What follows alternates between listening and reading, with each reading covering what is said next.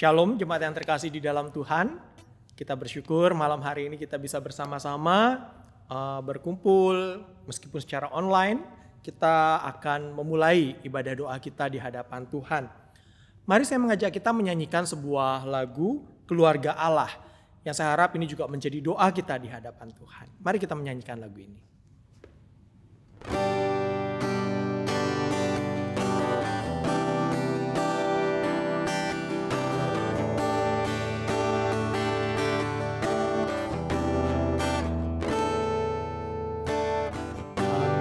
Datang di hadirat menikmati kasih-Mu, membawa seisi rumahku sujud menyembah-Mu.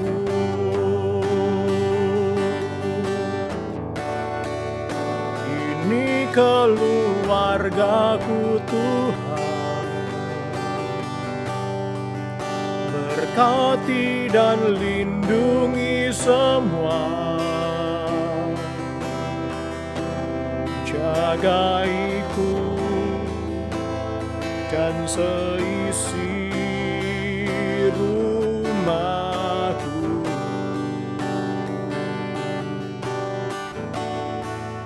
Sampai akhir hidupku Tuhan, ku mau setia melayani-Mu. Ku bahagia jadi keluarga Allah.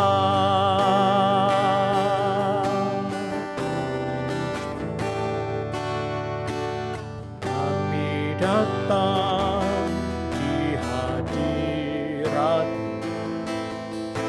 menikmati kasih-Mu, membawa seisi rumahku sujud menyembah-Mu.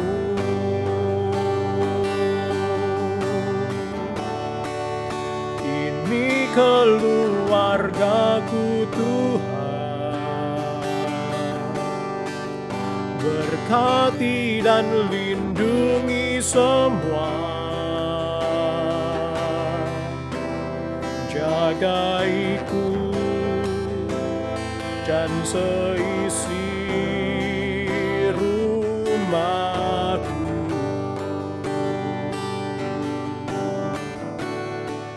Sampai akhir hidupku Tuhan,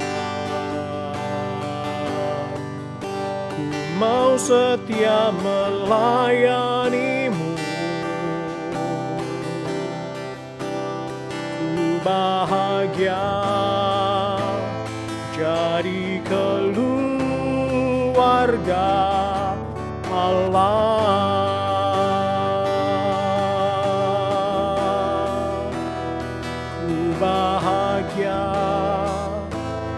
Jadi keluarga Allah.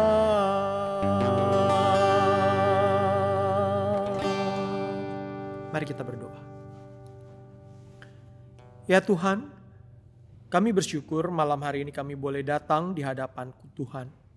Sebagai keluarga Allah, keluarga-keluarga yang Tuhan sudah tebus. Saat ini kami datang di hadapan Tuhan untuk mendengarkan kebenaran firman-Mu. Dan juga kami mau menaikkan doa-doa kami ya Tuhan. Untuk itu terlebih dahulu kami mohon supaya Tuhan ampuni kami dari segala salah dan dosa kami. Kuduskan kami, layakkan kami untuk boleh mendengar kebenaran firman-Mu. Kami mau menyerahkan waktu ini di dalam pimpinan tangan Tuhan. Di dalam nama Tuhan Yesus kami berdoa. Amin. Mari saat ini kita membuka dari firman Tuhan dari Kejadian 17 ayat 7 dan Kejadian 18 ayat 19. Saya akan bacakan bagi kita sekalian. Kejadian 17 ayat 7, demikian firman Tuhan. Aku yaitu Allah, akan mengadakan perjanjian antara aku dan engkau, yaitu Abraham, serta keturunanmu turun-temurun menjadi perjanjian yang kekal, supaya aku menjadi Allahmu dan Allah keturunanmu. Lalu dari Kejadian 18 ayat 19 firman Tuhan berkata, sebab aku, yaitu Allah, telah memilih dia, Abraham, supaya diperintahkannya kepada anak-anaknya dan kepada keturunannya, supaya tetap hidup menurut jalan yang ditunjukkan Tuhan, dengan melakukan kebenaran dan keadilan. Dan supaya Tuhan memenuhi kepada Abraham apa yang dijanjikannya kepadanya. Jemaat, kalau kita masih zaman ibadah sebelum pandemi dulu, biasanya minggu pertama di bulan Juni adalah minggu baptisan anak, di mana orang tua membawa anak-anak mereka untuk dibaptis. Tetapi sekarang di dalam kondisi pandemi, hal ini masih belum memungkinkan untuk dilaksanakan. Nah, ada sebagian gereja yang tidak mengakui baptisan anak ini, sehingga mereka tidak mengadakan baptisan anak. Tetapi mereka ada yang mengadakan penyerahan anak. Jadi tidak dibaptis menggunakan air, tetapi anak itu hanya diserahkan, didoakan oleh hamba Tuhan atau gembala sidang yang melayani. Kenapa? Karena bagi mereka anak yang masih kecil, apalagi bayi, mereka belum bisa mengakui imannya secara pribadi. Sehingga mereka tidak berhak untuk dibaptis. Tetapi sebagian gereja lagi, termasuk gereja kita, mengakui dan melakukan baptis anak ini. Lalu dasarnya apa? Nah, firman Tuhan yang tadi kita baca itu bisa menjadi salah satu dasar dari baptisan anak yang dilakukan oleh gereja-gereja yang melakukannya. Nah, firman Tuhan yang kita baca tadi itu berbicara tentang perjanjian yang Allah lakukan dengan Abraham dan kelak keturunan Abraham. Dan ini merupakan perjanjian yang kekal. Yang kalau kita melihat di dalam sejarah keselamatan, dari keturunan Abraham inilah nantinya datang Mesias, yaitu Juru Selamat, Yesus Kristus. Juru Selamat yang kemudian menyelamatkan manusia berdosa. Yang membawa setiap orang yang tadinya tidak mengenal Tuhan, datang kepada Tuhan, menjadi umat Tuhan. Nah, di dalam perjanjian itu berbunyi demikian. Aku, yaitu Allah Yahweh, menjadi Allahmu, Allah keturunanmu. Allah di sini adalah Allah yang menuntun, Allah yang memberkati, Allah yang memelihara, Allah yang menjadi pemimpin, Allah yang menjadi yang terutama di dalam kehidupan umatnya. Dan dia adalah Allah yang harus disembah. Dan kalau kita melihat di dalam pembacaan yang lebih jauh lagi di dalam bagian firman Tuhan, perikop yang tadi kita baca, perjanjian itu ditandai dengan sunat. Ya, jadi kalau kita melihat di dalam Alkitab, keturunan Abraham itu semuanya disunat di usia 8 hari. Dan itu merupakan tanda bahwa mereka adalah umat perjanjian. Nah, lalu relevansinya apa dengan baptisan anak? Ya. Nah, sekarang kita tidak lagi mengadakan sunat ya sebagai satu keharusan. Paulus sendiri mengatakan di dalam surat-suratnya, dia mengatakan bahwa sunat yang terpenting itu adalah sunat hati, bukan sunat secara fisik. Maksudnya apa? Sunat hati adalah bagian-bagian di dalam kehidupan kita yang tidak sesuai dengan apa yang Tuhan kehendaki, itu dipotong, itu dikikis. Sehingga hidup kita makin hari makin seturut dengan apa yang Tuhan kehendaki. Sehingga bagi gereja-gereja yang mengadakan baptisan anak itu sesungguhnya merupakan satu tanda bahwa anak yang dibaptis itu masuk di dalam perjanjian dengan Allah. Dia adalah bagian dari umat Allah. Lalu yang menjadi pertanyaan tentunya, loh kan si anak ini belum ngerti apa-apa.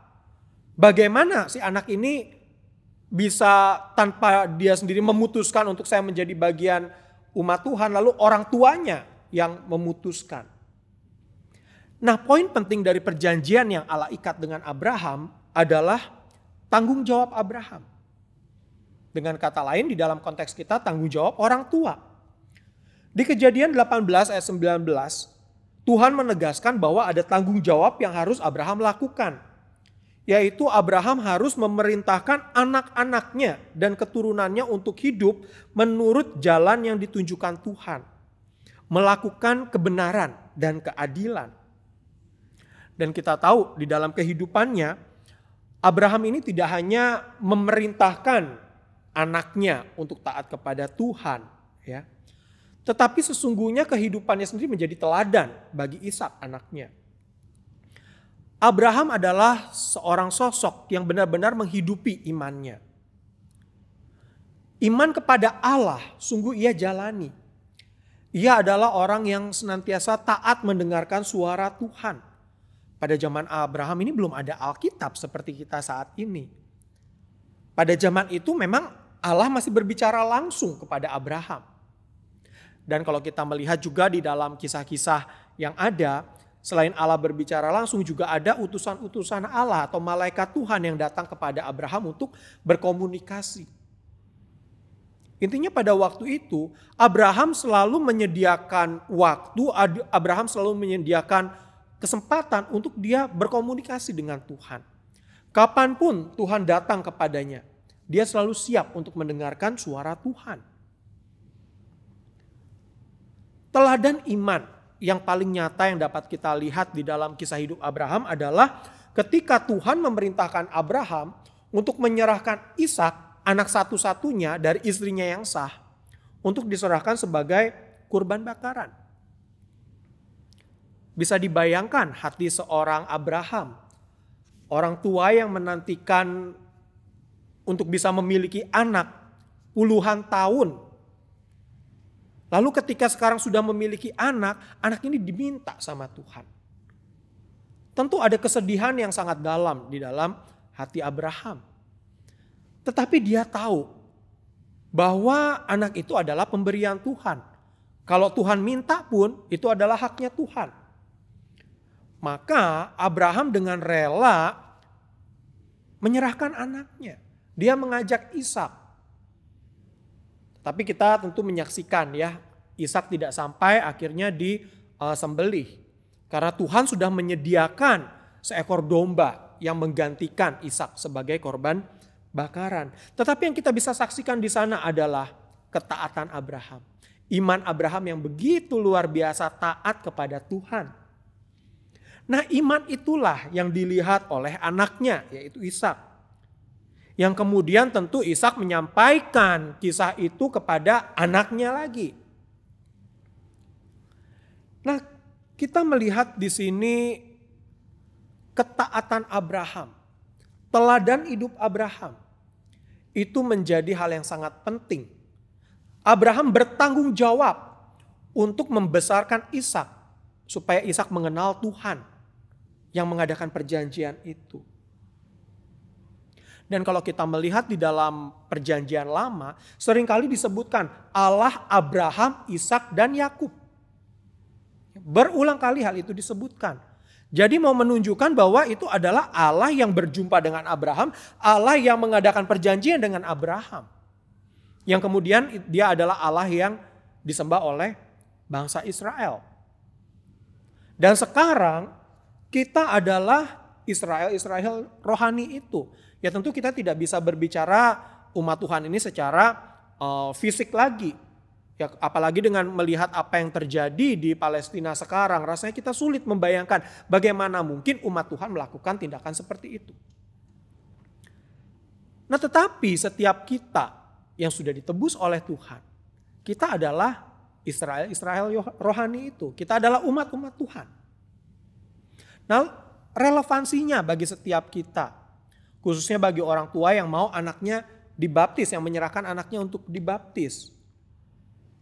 Ingat bahwa ketika orang tua menyerahkan anak untuk dibaptis anak, ada satu tanggung jawab yang besar yang harus dijalankan oleh orang tua. Yaitu apa? Menjadi teladan dan membimbing anak itu untuk mengenal Tuhan dan taat kepada Tuhan. Sekalipun mungkin anak itu tidak tidak diserahkan di dalam baptisan anak, tetap seorang tua yang percaya kepada Tuhan, dia harus membimbing dan mendidik anaknya untuk hidup takut kepada Tuhan. Gimana caranya? Ya. Maka mau tidak mau, orang tua itu harus tekun membaca firman Tuhan. Ini penting sekali. Mungkin Bapak Ibu sudah bosan kali ya, lagi-lagi suruh baca firman Tuhan. Ibadah minggu bicaranya sama, suruh baca firman Tuhan. Ibadah doa ngomongnya sama, bicara firman Tuhan. Nah, tetapi memang itulah yang Tuhan inginkan. Ya. Nah, pada zaman Abraham masih belum ada Alkitab yang seperti tadi saya katakan. Sehingga nggak setiap waktu itu bisa ketemu. Sekarang kita untuk akses firman Tuhan itu begitu mudah sekali. Kita sudah punya Alkitab. Kita sudah bisa membaca peristiwa dari Kejadian sampai Wahyu. Zaman Abraham nggak ada. Abraham cuma tahu apa yang terjadi di dalam masa waktu dia hidup itu. Tetapi betapa beruntungnya kita seharusnya. Karena kita bisa membaca kisah dari Kejadian sampai Wahyu. Kita melihat satu gambaran yang besar apa yang menjadi rencana Tuhan terhadap umat Tuhan. Sekaligus juga penggenapannya di dalam Kristus. Apalagi sekarang Alkitab itu sudah ada di gadgetnya kita. Ya. Di handphone atau di tablet kita, di laptop kita sudah ada Alkitab. Sehingga akses untuk membaca firman Tuhan itu sangat mudah sekali. Anytime bisa baca.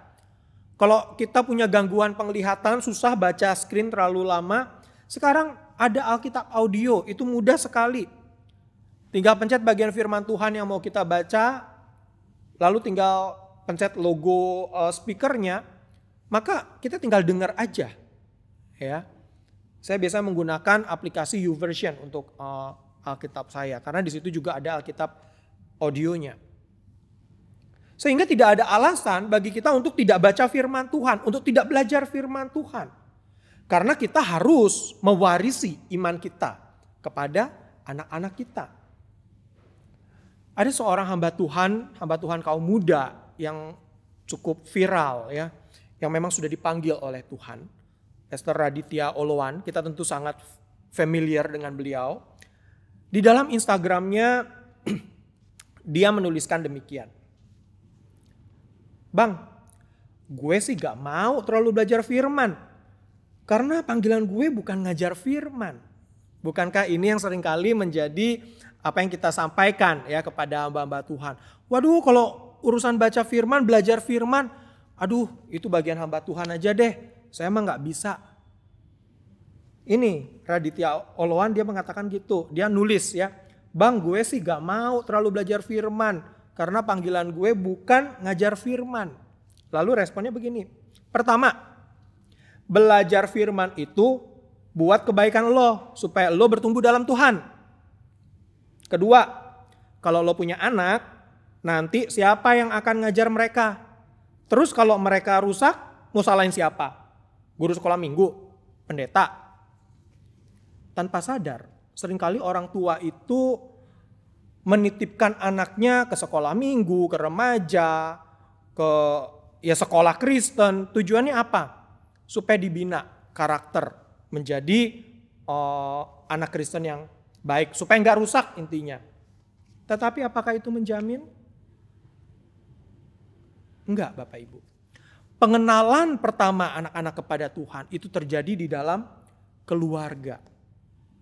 Orang tua harus mengarahkan anaknya untuk membaca firman Tuhan.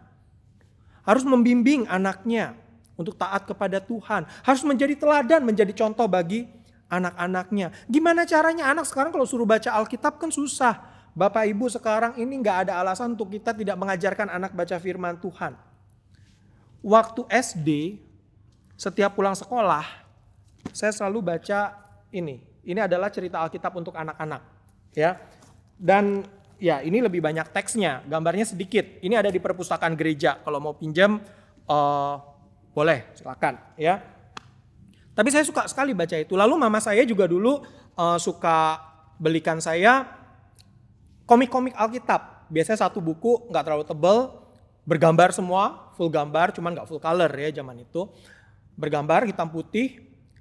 Lalu saya baca isinya tentang tokoh-tokoh Alkitab dan saya suka sekali. Tetapi dari situlah akhirnya saya banyak belajar tentang cerita Alkitab. Nah, sekarang lebih canggih lagi. Waktu saya persiapan bahan ini saya lihat-lihat di perpus ada apa sih? Ada cerita Paskah Batita. Saya bingung Batita gimana caranya kenal firman Tuhan ya. Baca aja belum bisa, masih oe. Dan ini menarik sekali sebenarnya kalau kita lihat di dalam. Itu ada gambar-gambarnya. Lalu tentu orang tuanya yang harus membacakan ya. Misalnya Yesus adalah teman tiap orang. Ya. Jadi ini mau mengajak anak-anak kita untuk mengenal siapa Tuhan Yesus itu. Ya. Karya apa yang dilakukannya. Bahkan ini sudah bilingual. Ada bahasa Inggris di bawahnya. Ada juga kalau Bapak Ibu mau lihat lagi di perpustakaan gereja ada Alkitab kecilku. Nah ini mungkin untuk anak yang udah agak lebih besar ya, tulisannya udah lebih banyak. Dan ada gambar-gambar yang lucu-lucu sehingga anak-anak bisa tertarik. Repot cari buku. Sekarang mau lihat di search di Google juga banyak kalau mau ya. Nah Bapak Ibu Saudara yang terkasih di dalam Tuhan, gak ada alasan bagi kita untuk gak mengajarkan firman Tuhan kepada anak-anak. Itu adalah tanggung jawab setiap kita. Itu bukan tanggung jawab utamanya guru sekolah minggu. Apalagi sekarang anak-anak kan gak pernah ketemu dengan lause-lausenya secara langsung. Kalau anak-anak oke, ikut ibadah sekolah minggu. Orang tuanya yang ngawasin gitu. Oke lah dia ikut. Tapi tentu tidak akan seefektif ketika bertemu secara langsung. Jadi peran orang tua untuk mendidik anak mengenal Tuhan itu sangat penting sekali. Dan jangan lupa orang tua sendiri harus menjadi teladan. Ya. Contoh misalnya ketika ayah dan ibu hidup di dalam kasih, saling mengasihi satu dengan yang lain. Anak melihat, oh papa mamaku saling mengasihi. Sehingga anak belajar untuk mengasihi orang lain. Ya kalau orang tuanya cekcok melulu, berantem melulu, anak akan melihat, kok papa mamaku ribut terus ya. Gitu ya.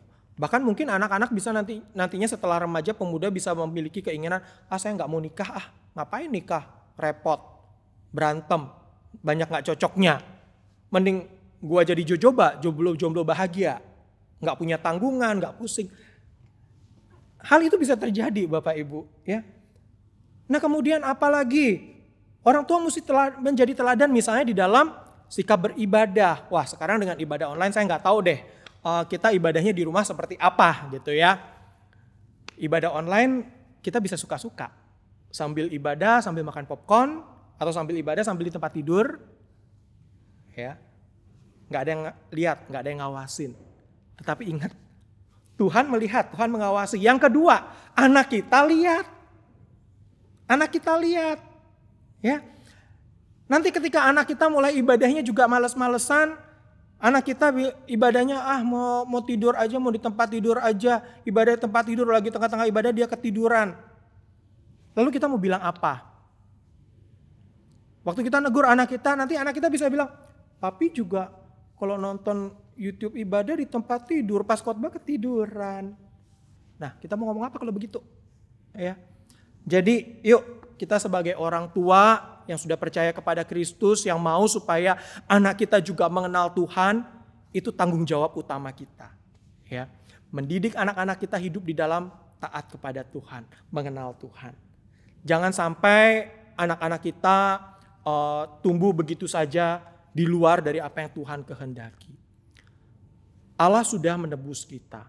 Allah sudah membawa kita masuk di dalam perjanjiannya. Maka tanggung jawab setiap kita adalah membawa anak-anak kita, cucu kita untuk mengenal Tuhan. Untuk hidup taat kepada Tuhan. Nah marilah kita terus mengingat bagian firman Tuhan ini. Mengingat teladan Abraham. Sehingga kita bisa senantiasa hidup belajar untuk menjadi teladan bagi anak-anak kita. Membimbing anak-anak kita untuk mengenal Tuhan. Mari kita berdoa. Bapa kami di dalam surga, kami bersyukur untuk teladan yang Tuhan sudah berikan melalui begitu banyak tokoh Alkitab. Abraham misalnya yang sudah kami pelajari bersama-sama.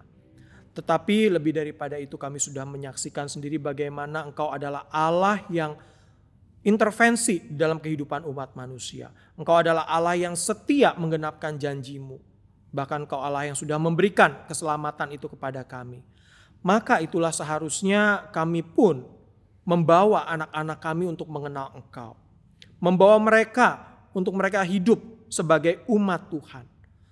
Sejak usia mereka sedini mungkin, mampukanlah kami untuk membawa mereka kepada Engkau ya Tuhan. Ampuni kami kalau di dalam kehidupan kami sebagai orang tua kami seringkali teledor dalam hal ini. Kami lalai. Kami bersikap semau-mau kami yang tanpa sadar akhirnya itu dilihat oleh anak-anak kami. Lalu itu diikuti oleh mereka. Tuhan ampuni kami. Ajarkan kami, ingatkan kami untuk senantiasa hidup sebagai teladan bagi anak-anak kami. Dan mampukan kami untuk menuntun, membimbing anak-anak kami untuk hidup mengenal Tuhan dan taat kepada Tuhan. Kami mau menyerahkan untuk orang tua yang ada di gereja ini supaya Tuhan yang boleh menyertai, Tuhan yang terus membimbing ya Tuhan. Di masa-masa pandemi ini boleh senantiasa hidup berdekat kepada Tuhan. Membawa anak-anak juga hidup berdekat kepada Engkau. Terima kasih ya Tuhan untuk perenungan pada malam hari ini. Kami berdoa di dalam nama Tuhan kami Yesus Kristus. Amin. Jemaat, ada pokok-pokok doa yang bisa kita lihat bersama dan saya harap kita bersama-sama mendoakan setiap pokok doa tersebut. Selamat malam, Tuhan memberkati.